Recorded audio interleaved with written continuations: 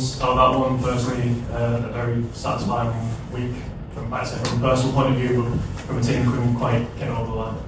Another hard-fought test, another 5-dayer.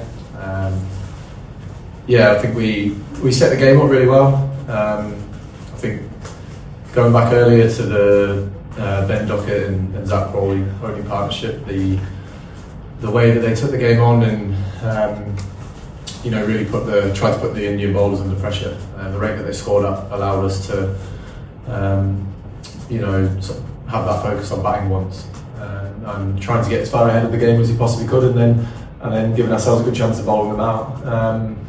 Obviously didn't transpire that way, but we played the game in the way that we wanted to, with how it turned out with them bowling them out.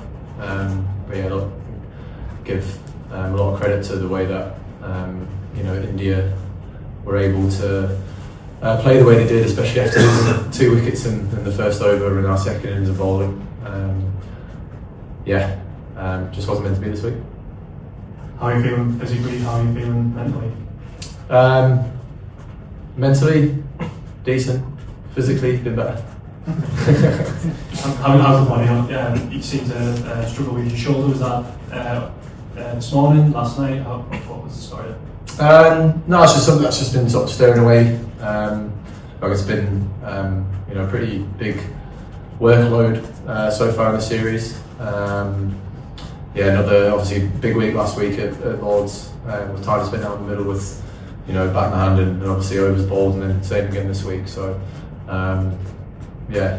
said it a few times to the guys out there, pain is just an emotion. So just one of those things. Is there any chance you could miss out of the Oval or feature on batter only, or is it still up the area? I think you look at how long we've been out in the field and the overs that we bowled as a bowling unit. Everyone's going to be sort of pretty sore and pretty tired going into the last game of the series. So I think it'll be an assessment of everyone, and hopefully we can use these next 2 to 3 days rest period wisely, and then have to make a decision on them. Obviously these recovery days are going to be pretty important, and we might have to make a few decisions to get some fresh legs in, but again that won't be decided until we get closer to the last game. We'll go Will and then Sydney, then Chris. At tea, both going on and off, you seem to be having some sort of quite animated discussions with Liam Dawson. I don't know what that was about exactly, but I just wondered whether you could explain how you thought he bowled. How you obviously got through a hell of a lot of work today and yesterday, but didn't end up taking a wicket. What was your assessment of him on his return to Test cricket? Yeah, I thought he did really well. Look, it's it's coming into a Test match. For such a long period of time, I think he's done himself. He's had a very, very good week. Not only with, but I thought his runs that he got as well were very important for us. Obviously, with the way that we wanted to bat as long as he possibly could. He's creating chances. And balls just weren't sort of going where the fielders were on a couple of occasions. Obviously you have discussions with all your bowlers around, what can we look at doing potentially differently? What do you feel is the most threatening? Can we look at maybe doing this differently or doing that differently? Especially when you get into, day 5 and you've got 2 guys out there who spend some time out in the middle. You're always chatting to your bowlers around doing something potentially different. Do it with the seam bowlers as well all the time. We tried quite a few different plans, set different fields to try and make the Indian batsmen feel a little bit uncomfortable, but they were able to stand up to everything that we threw at them today. I think Liam Dawson's had a great week, and unfortunately he's just not got the reward with the ball that I think he's deserved. We're going to start about events at the end there. You obviously offered a handshake a few minutes before the actual end of the game. You guys seemed a bit frustrated that India didn't accept it. What was it exactly that frustrated you? Was it just your own tiredness, or was it the fact that they were within sight of a personal milestone? I think we took the game as far as we could with our frontline bowlers. We took it as far as we could to think like we've got a real chance of still winning this game. As soon as it got to that point where it was the draw's inevitable here. I was never going to risk any of my frontline bowlers with the short turnaround that we have and the workload that we've got through this week and throughout the series as well. So yeah, as soon as the 15 overs or last hour was there, it was always going to be a shake hands. But as I said, the only other person who's actually got any bowling workload into them is Harry Brook. But I did have to tell him. I said, please don't do anything stupid. Spend a lot of time out in the field. Can't have you pulling aside or doing anything different. Naturally you're going to be fatigued, even if you don't bowl. So I was just like, just get through this period. But yeah, I wasn't going to risk any of proper bowling options in that situation when we knew what was going on. Sydney, then we'll go Chris behind you. Go ahead. Barring Lords to some extent, batsmen from both sides have made many scoring a lot of centuries and teams also scoring over 400 runs. And it's been a real hard toil for bowlers, and you've faced it. So what's your assessment of the pitches so far? Yeah, I mean, it's been a series so far of hard toil, in particular the bowling units from both sides. You've really had to work really, really hard for your rewards. And I think as this game got deeper and deeper, it actually became a much harder wicket for right-handers to bat on. I think from that top end there, you've seen a lot more variable bounce from very similar areas. Even when India were bowling to us at the back end of our innings, when we were in a comfortable position, balls were still sort of, leaping off a length or keeping a bit low. You've seen that happening quite a lot, even when Shubman and KL were, in a good partnership. There were still balls that were just slightly taken off or keeping low. But even though obviously I'm a left-hander and I spent a bit of time out there, you didn't really feel that was in danger to you as a left-hander. So obviously when Jadeja and Washington came out, didn't feel as threatening with the left-handers. So it was a different wicket for left-handers and right-handers, but you've still got to be able to be good enough and skillful enough to get through the pressures of day 5, particularly when you're behind the game like India were. So got to give a lot of credit to the way that Washington and Jadeja played. That partnership was very, very crucial for them being able to be in the position they are at the end of the game. Chris, and then we'll go to Mel. Hi Ben. After Lords, you said you were going to spend 4 days in bed, and I think you did in the end. I just wondered what you're going to do between now and Thursday to ensure your body's in the best possible shape so you can play again then. Probably only 2 because it's 3 days, isn't it? Same the next one. No, I think everyone's going to be pretty similar. Shut it down, rest up, and everyone's going to give themselves the best chance of being available for selection. We're not going to hide away from the fact that it's been a very tough 4 games so far for the guys who have played, in particular the bowling unit. So, we generally like to get our team out, a couple of days before. But we might have to just take a little bit longer going into this last game, just because of how we want to give everyone as long as they possibly can to be able to recover. Because yes, we're going to the last game of the series 2-1 up, but we know that we still want to go out and put that last big performance in. We kept saying today, just one last push again before one last push next week. So we still know there's a lot of hard work to go into this end of the series. Just on the shoulder, is it the shoulder, and was today the first time you felt it, or was it something you've been managing throughout the series? It's actually my bicep tendon. Obviously I've quite a lot of workload through it. Just been creeping around. A lot of time out in the middle doing my job as an all-rounder this week, and just got a little bit flared up. But obviously keep going, and didn't get any worse throughout the day. Just stayed the same, so that's why I kept on going.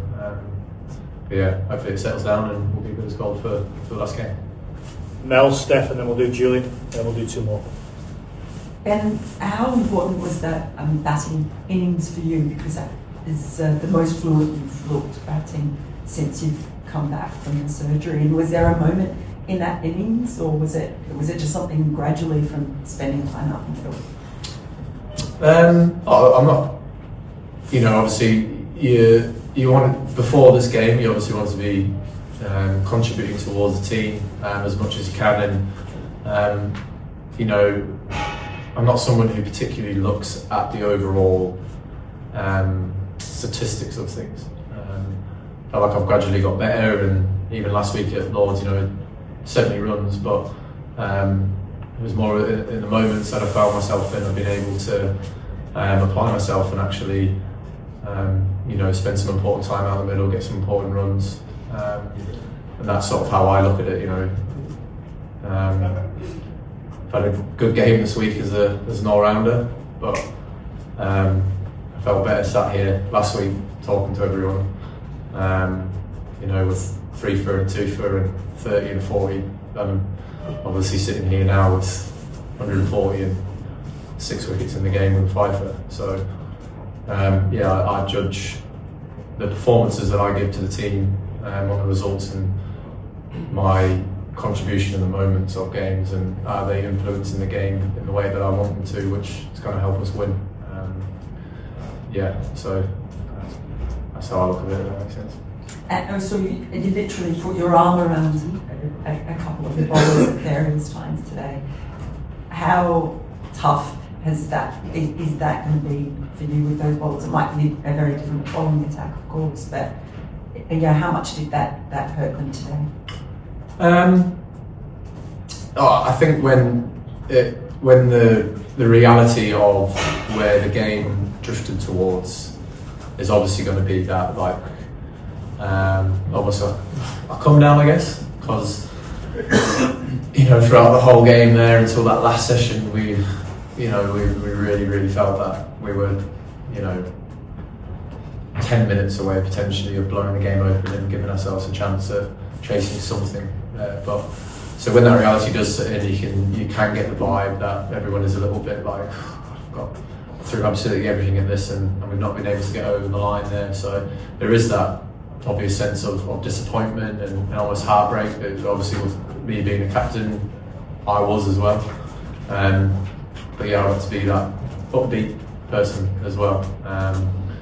You know, even there at the end, Dorse, it was like, he's bowled so many overs today, his body was sore, it was stiff, but he didn't want to take the easy option and leave the field. That's what I was saying, please, if you are sore, last thing I need is to pull a calf or pull a hammy, because you're out here in a pretty pointless situation. So not only is it great to know that your players want to stay out there regardless of the situation, but there is obviously going to be that natural disappointment from everyone out there when you feel like you've given yourself a good chance of winning a game, but it turned out different. Okay, Stefan, one each, Julian, Vish, and then we'll finish here at the front. Sorry, you just talked quite generally about the bowling unit, but just to be clear on you specifically, are you unsure whether you'll be able to play at the Oval or not? Don't want to eat my words, but the likelihood that I won't play is very unlikely.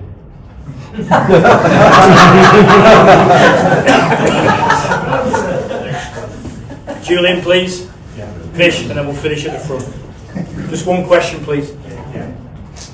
Just on that sort of slight fracture on the pitch, if that had been you as captain with a young lad just coming up to his maiden Test century in Washington, would you have pulled the plug on him? Well, I think the way that the hard work would have been done there. The knock that those two played were very, very good. The situation that India found themselves in there with us opening the game open slightly, and that partnership was massive. It was, you know, you hold your hands up, they played incredibly, incredibly well. And I don't think there would have been too much more satisfaction from walking off 100 not out, getting your team out of a tricky situation, than walking off at 80, 90 not out. You know, that's what you've done for your team. You know, 10 more runs or whatever it was ain't going to change the fact that you managed to get your team out of a very, very, very tricky situation and almost saved your team from a serious defeat before the last game. Yeah. Vish, and then we'll finish at the front. Go ahead, Vish. Hi, man. I was just wondering about Bryden. His pace hasn't really appeared across the series, but obviously he looks like he's played, 4 tests in a row. How is he doing? What do you think about him ahead of the Oval? Again, as I said, it'll be 2-3 days recovery for everyone, and we'll be giving everyone the best chance we can to make sure that we've got the squad that we end up selecting for the last game to be able to choose from everyone. But look, it's not going to hide behind the fact that it has been tough for the bowlers. Bryden's charged in consistently through thick and thin moments. He'll keep going, and again we'll make a decision as late as he possibly can regarding the playing 11 for the last game. Last one here, please.